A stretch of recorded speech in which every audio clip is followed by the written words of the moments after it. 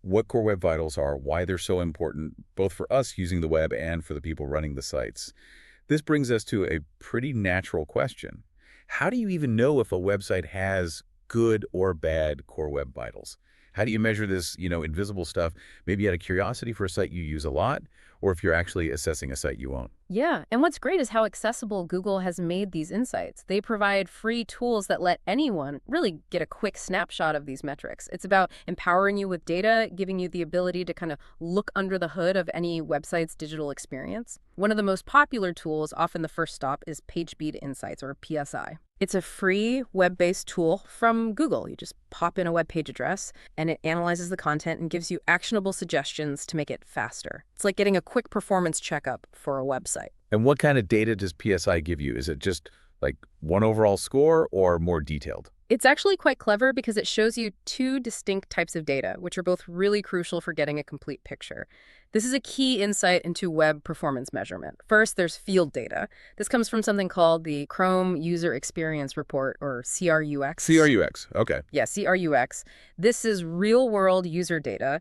It's collected anonymously from actual Chrome users out in the wild who've opted in to share their usage stats. This data is invaluable because it gives you a high-level view of how real people in real situations, different devices, different network speeds are actually experiencing the site. It shows what's happening out there. So not just a lab test, but actual user data. Exactly. But then there's also lab data. This comes from another Google tool called Lighthouse, which PSI runs under the hood. This is simulated data collected in a controlled, consistent environment right when you run the test. It provides highly detailed diagnostic information and specific recommendations for optimization. It's like running a diagnostic scan in a sterile lab to pinpoint potential issues under ideal conditions. PSI shows you both, side by side, giving you that holistic view. And how do you read those scores? Is it easy to tell if they're good or bad, like a traffic light? Pretty much, yeah. It uses a clear, color-coded scoring system. 049 is red, meaning poor. 5089 is orange, meaning moderate or needs improvement. And 9100 is green, which is good performance. Simple enough. Red, orange, Yeah. green. Right.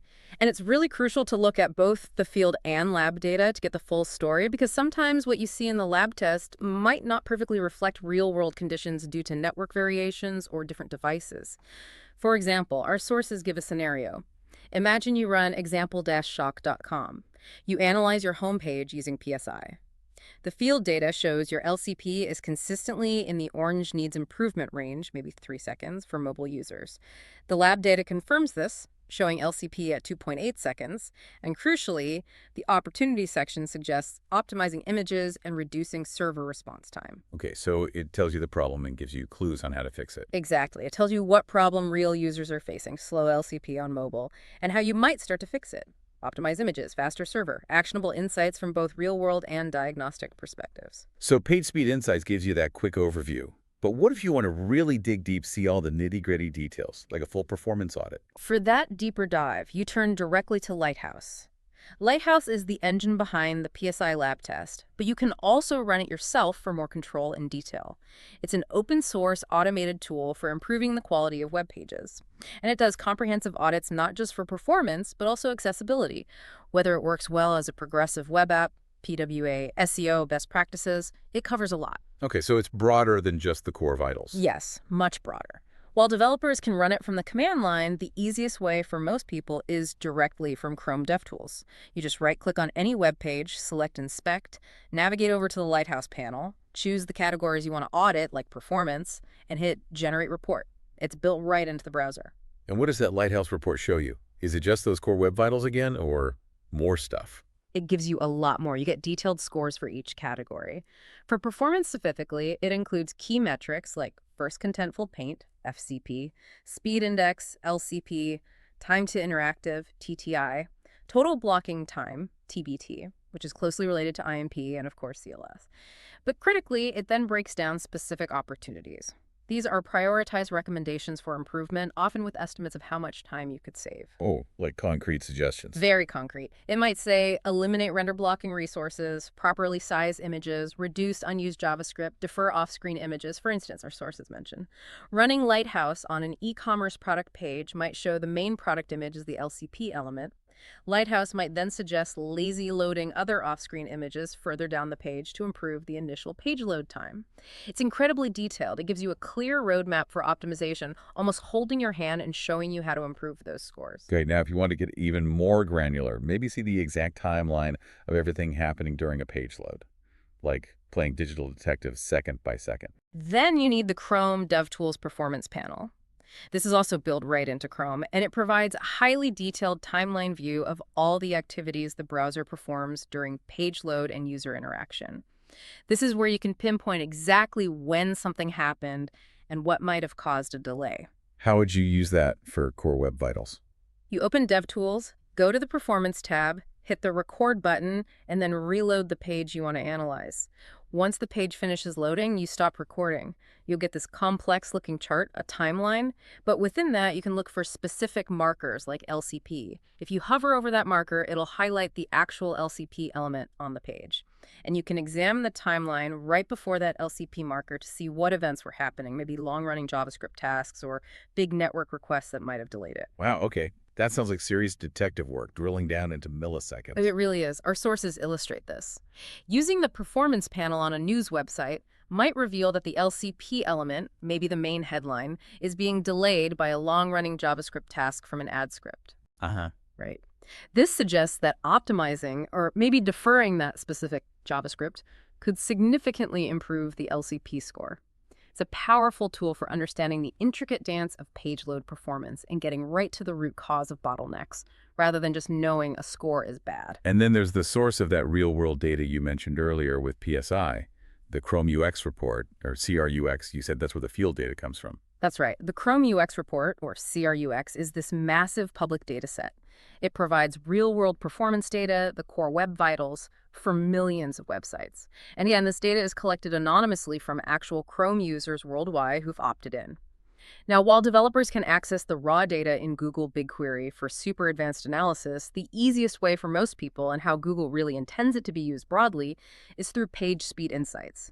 PSI integrates the CRUX data directly into its reports as that field data section. So CRUX shows you what actual users are experiencing across the board, not just what one lab test finds. That seems incredibly valuable. It absolutely is. CRUX data provides insights into the distribution of core web vitals metrics across real users. It shows you the percentage of users experiencing good, needs improvement, and poor performance for each vital. Our sources give that example again for example-shop.com using PSI. LCP, 40% good, 30% needs improvement, 30% poor. FEP and Barrow, 90% good, 10% needs improvement, 0% poor. CLS, 70% good, 20% needs improvement, 10% poor.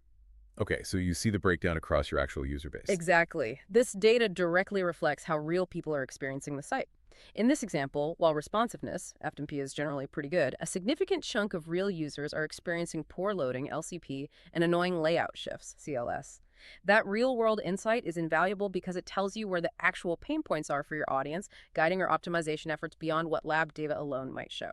It's Google's way of saying, look, this is what your users are actually seeing and feeling out there. Hashtag, tag, tag, tag, FTP, common bottlenecks, and how websites optimize how it's done.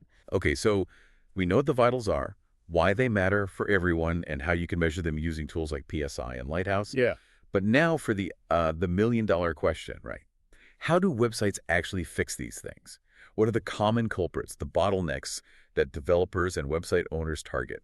And what are the optimization secrets they use to make things faster, smoother, more stable for you? Right, this is where the rubber meets the road, transforming those scores into actual improvements. And there are definitely common themes, common problems that crop up again and again. Often, fixing one core web vital issue can actually have a positive ripple effect on the others, too. It's all about diagnosing the root cause and implementing the right solution. Let's start with largest contentful paint, LCP. As we said, that's all about getting the main content to you faster.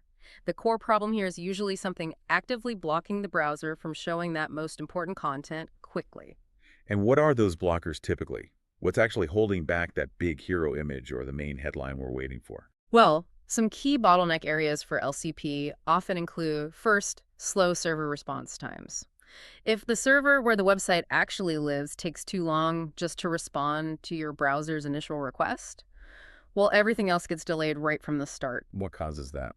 It could be inefficient code running on the server, maybe heavy database queries that take a long time to fetch data, or sometimes it's simply that the server is physically located very far away from you, so the request takes longer to travel.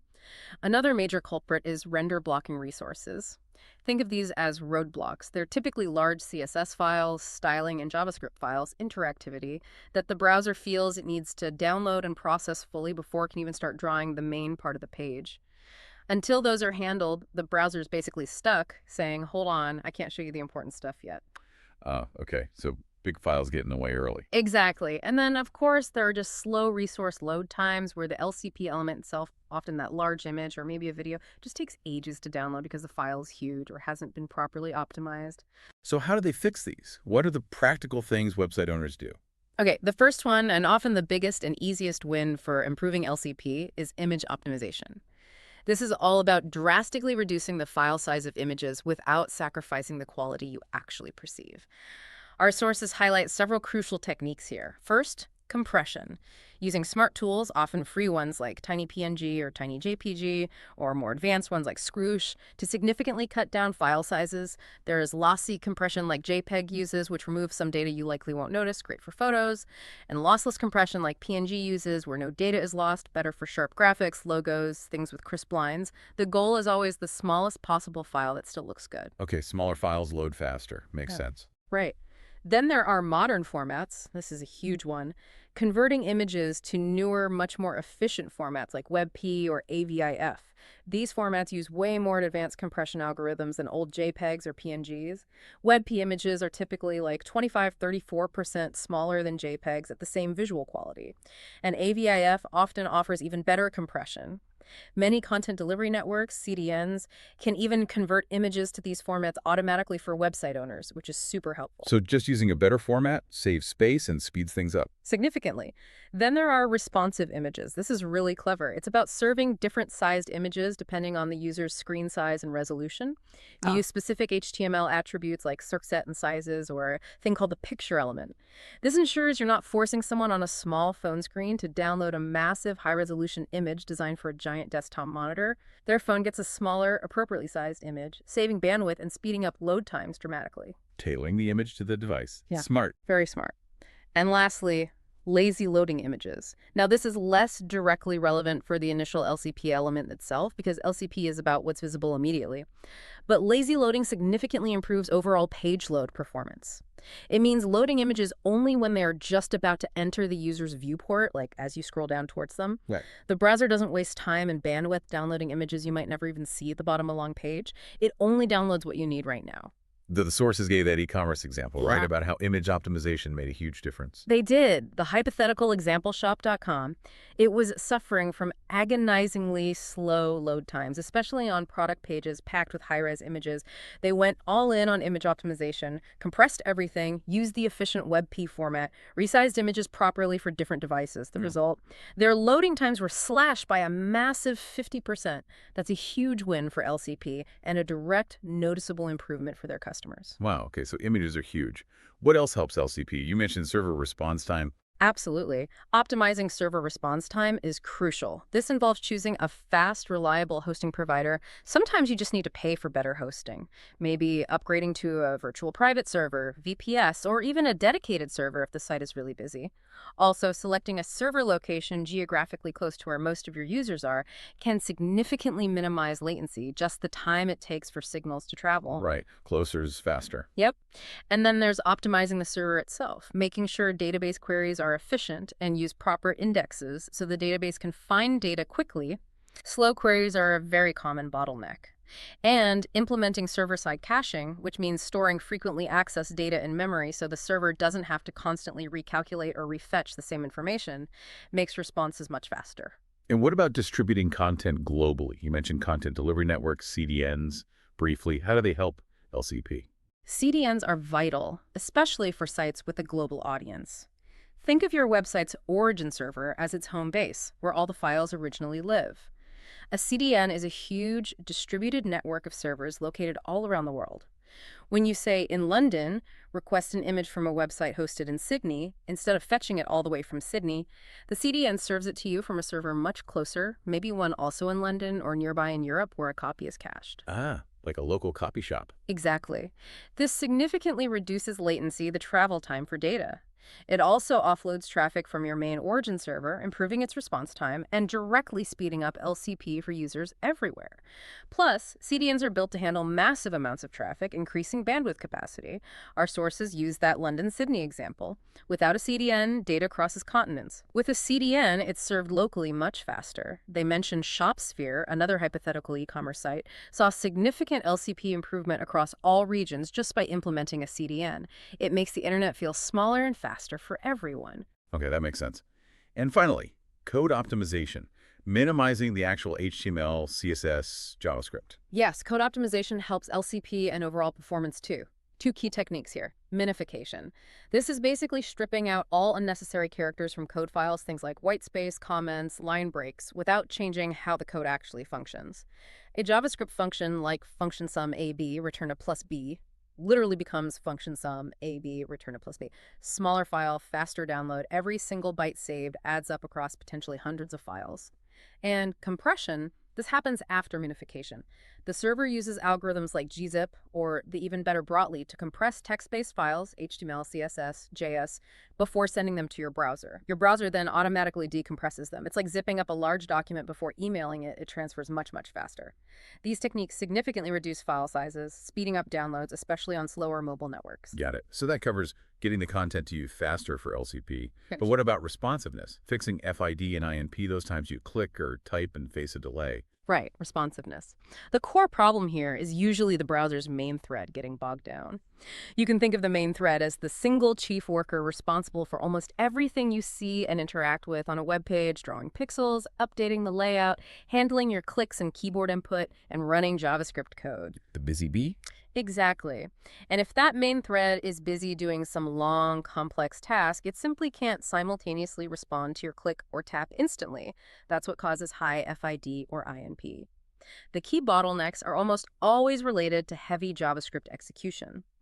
Large JavaScript files, complex calculations happening in the script, or just inefficiently written code can tie up that main thread for noticeable periods, hundreds of milliseconds, even seconds sometimes. Right. Even before JavaScript runs, just parsing and compiling large JS files takes time and blocks the main thread. And a huge factor these days is third-party scripts. Scripts from ads, analytics tools, social media widgets, tracking pixels. These can often block the main thread significantly, sometimes without the website owner even realizing the full impact. So it sounds like JavaScript is often the main culprit for unresponsiveness. How do they fix that? Is it just about using less JavaScript? Or can you have rich, interactive sites that are still fast? It's definitely not about avoiding JavaScript altogether. Modern websites rely on it for dynamic features and interactivity. The key is optimizing JavaScript execution. This means writing more efficient code, better algorithms, reducing unnecessary computations, avoiding known performance pitfalls. But it also involves using clever techniques our sources highlight, like debouncing and throttling. Okay, those sound technical. Debouncing and throttling, what's the difference? They're related but distinct and really smart ways to control how often certain code runs, especially for events that can fire really rapidly, like typing, scrolling, or resizing the window. Debouncing delays running a function until a certain amount of time has passed since the last time the event fired. Think of a search suggestion box. You only want to fetch suggestions after the user has stopped typing for maybe 300 milliseconds, right? Not after every single keystroke. Debouncing prevents tons of redundant requests while the user is actively typing. Waits for pause. Got it. Exactly. Throttling, on the other hand, ensures a function runs at most once within a specific time period, no matter how often the event fires during that period. Useful for scroll tracking, maybe you update something based on scroll position, but you only need to do it, say, every 100 milliseconds, not for every single pixel scrolled, which could overwhelm the browser. That's the frequency. Okay. Both techniques prevent excessive function calls that can clog up and block that busy main thread, keeping the site feeling responsive. Another critical strategy is reducing and deferring JavaScript. This often involves code splitting. Imagine a large web application. Instead of loading all the JavaScript up front, you split it into smaller, logical chunks. For example, an e-commerce site might have really complex JavaScript just for the checkout process, or maybe a 3D product viewer. With code splitting, that complex code is only downloaded and run when the user actually navigates to the checkout page or interacts with the viewer, not when they first land on the home page. This drastically reduces the initial JavaScript load, making the page interactive much faster. Load only what you need when you need it. Precisely. Our sources mention ShopSphere again. ShopSphere uses a complex JavaScript library for its product filtering. If this library isn't optimized or deferred, it can block the main thread and cause high effective mean. Solution. Code splitting and lazy loading this filtering code helps reduce that delay. And what about lazy loading JavaScript more generally? Is that like lazy loading images? Similar concept, yes.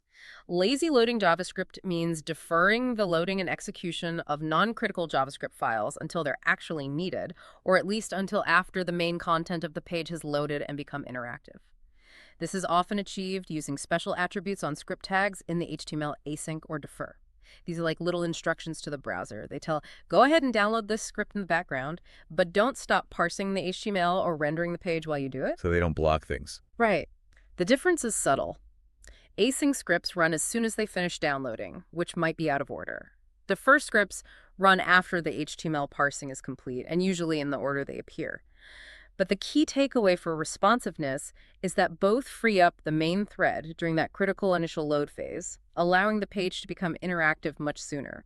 It's like sending someone to fetch ingredients while you're still setting the table. The main work isn't held up. For really heavy tasks, developers can also use web workers. This is quite clever. Imagine the main thread is that busy chef. Web workers are like hiring a sous chef to work in a separate kitchen, a background thread, to do all the really time-consuming stuff, maybe complex data processing, heavy calculations, image manipulation. This frees up the main chef, the main thread, to stay focused on responding to your requests, your clicks and taps, keeping the interface snappy. Offloading the heavy lifting. Exactly. And finally, don't forget third-party script optimization. Loading those analytics trackers, ad network scripts, social media buttons asynchronously, or deferring them is crucial. And sometimes the best optimization is simply auditing those third-party scripts and removing any that aren't providing essential value. Less script means less work for the browser. Okay, that's a lot for responsiveness. Now for the grand finale of frustration. Yeah. The page jumping around. CLS. How do websites stop that? It just feels so unprofessional when content shifts under your cursor. Yeah, CLS is all about visual stability. It happens when elements on the page move unexpectedly after they've already rendered and become visible. It's incredibly jarring, makes a site feel sloppy, maybe even untrustworthy. The core problem is usually a lack of reserve space for elements that load in later, or dynamic content being inserted in a way that pushes existing content around. So what are the main culprits here? What do developers need to watch out for? The biggest ones, the key bottleneck areas, often include images without dimensions. If an img doesn't have width and height attributes specified in the HTML or equivalent CSS rules, the browser initially doesn't know how much space to save for it. When the image finally downloads and appears, poof, the content below it suddenly gets pushed down, causing a shift. The browser didn't save a spot for it. Exactly. Similarly, advertisements, embeds, and iframes without reserved space are notorious CLS offenders. These things often load asynchronously, maybe from a different server entirely. Their final dimensions might not be known until they fully load and render, causing sudden resizing and pushing other content around, disrupting your reading or interaction flow. Dynamically injected content is another big one. Think cookie consent banners, sign up for our newsletter pop-ups, or notification bars that appear above existing content after the initial page load. If they just insert themselves at the top, everything below gets shoved down. Major CLS cause. Yeah, those banners can be annoying. They can. And finally, web fonts causing HOIFO. That's flash of invisible text, or flash of unstyled text. If a custom web font takes a while to load, the browser might initially hide the text, FOIT, or show it in a default system font, FOUT. When the custom font finally arrives, if it has different dimensions or spacing than the fallback, the text suddenly reflows to fit the new font, causing surrounding elements to shift. So it sounds like the fundamental fix usually comes back to reserving the space up front, doesn't it? Like telling the browser, hey, something's going here eventually, save this spot. That's absolutely the core principle for preventing most CLS. The main optimization strategy is reserving space for images and videos. Best practice is to always specify width and height attributes directly in the image and video tags in your HTML. This gives the browser the element's aspect ratio immediately. Even before the image file downloads, the browser knows, okay, this space needs to be, say, 16 units wide by 9 units tall, and it reserves that correctly proportioned space in the layout. Our sources show the example, MNG src puppy.jpg with 640 height 360 alt cute puppy. The browser reserves a 640 by 360 space right away. No shift when the puppy image appears. Okay, aspect ratio is key. Yes. And for more flexible, responsive designs where images resize, you can use the CSS aspect ratio property, like aspect ratio 16:9, combined with width, 100%, height.auto. This achieves the same goal, maintaining the aspect ratio and reserving the space correctly as the container resizes. For ads and embeds, it's the same idea. Reserving space for ads and embeds. You define fixed size containers for your ad slots using CSS, or if the ad sizes need to change for different screen sizes, use media queries to adjust the container size appropriately. You can also use visual placeholders or those skeleton loading patterns, the gray boxes that shimmer to occupy the space while the actual ad content loads. This manages user expectation and prevents that jarring shift when the real ad finally appears. Okay, handle ads carefully. And what about those dynamic banners or pop-ups that push everything down? That's about avoiding inserting content above existing content. Honestly, the simplest solution is often just don't do it if you can avoid it.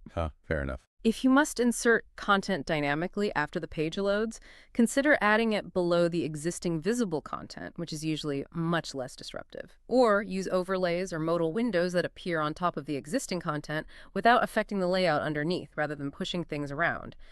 For those common culprits like cookie consent banners, the best approaches are either reserving space for them right from the initial page load if they always appear in the same spot, or designing them to appear at the very bottom of the screen or as an overlay so they don't cause the main content layout to jump. Got it.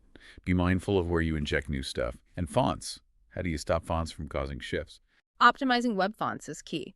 Use the CSS font display property, setting it for font display. Swap in your @font face rule is a common approach. It tells the browser, show the text immediately using a fallback font, then swap to the custom font once it downloads. Now, this can still cause a small shift if the fallback and custom fonts have slightly different sizes or spacing, that's the FOT, but it's usually much less jarring than having invisible text, FOIT, and it ensures content is readable immediately. So swap is a common trade-off. It is. Font display, optional, is even more conservative. It tells the browser to only use the custom font if it's downloaded very quickly. Otherwise, stick with the fallback. This avoids the shift, but means users might not always see your fancy brand font. Another technique is preloading fonts.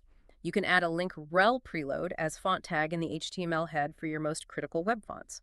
This gives the browser a heads up to start downloading that font file as early as possible, often reducing the delay and minimizing the chance of a layout shift caused by a late loading font. It's about being proactive with font loading. Okay, let's try and bring this all together. The sources mentioned a hypothetical e-commerce site, exampleshop.com, to show how all these pieces fit together in a real-world optimization effort. Right. Exampleshop.com. Imagine this online store. Initially, it was really struggling. Painfully slow loading times, especially on product pages crammed with big, unoptimized images.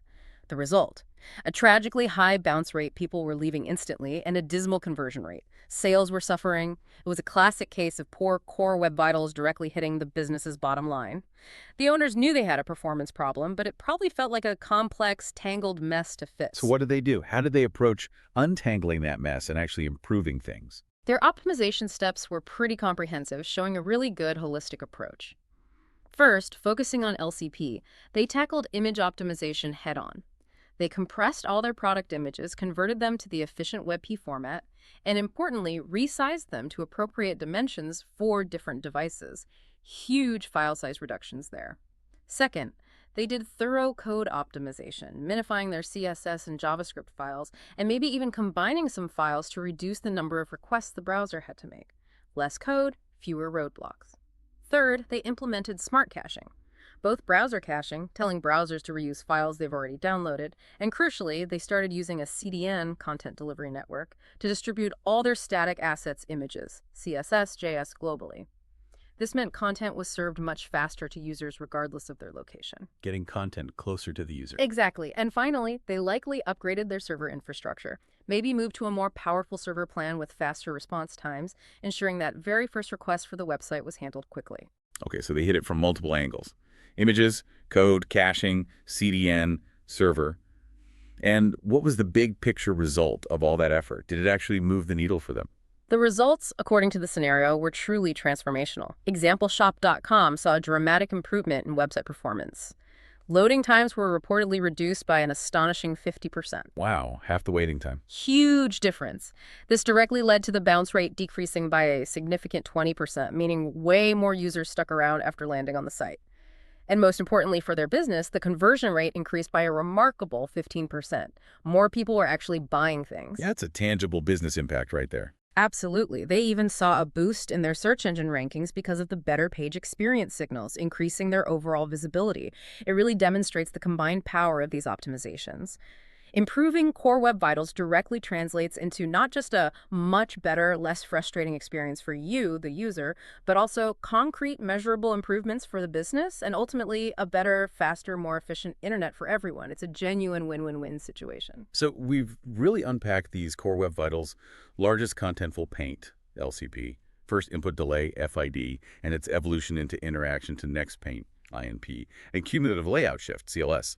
We've explored why they're so critical to your experience online, how you can measure them, and we've dug into how website owners and developers actually go about making things faster, smoother, and more stable for all of us. Yeah, and if we connect this to the bigger picture, it really boils down to prioritizing the user experience above almost everything else.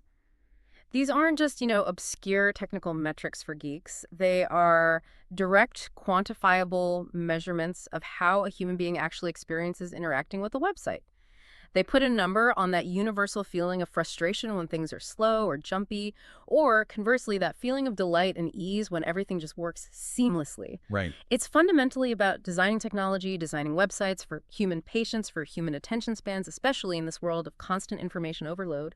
It's about ensuring technology serves us efficiently and respectfully rather than making us wait or fighting against us. It's a really positive step towards building an internet that's inherently more user-friendly and intuitive.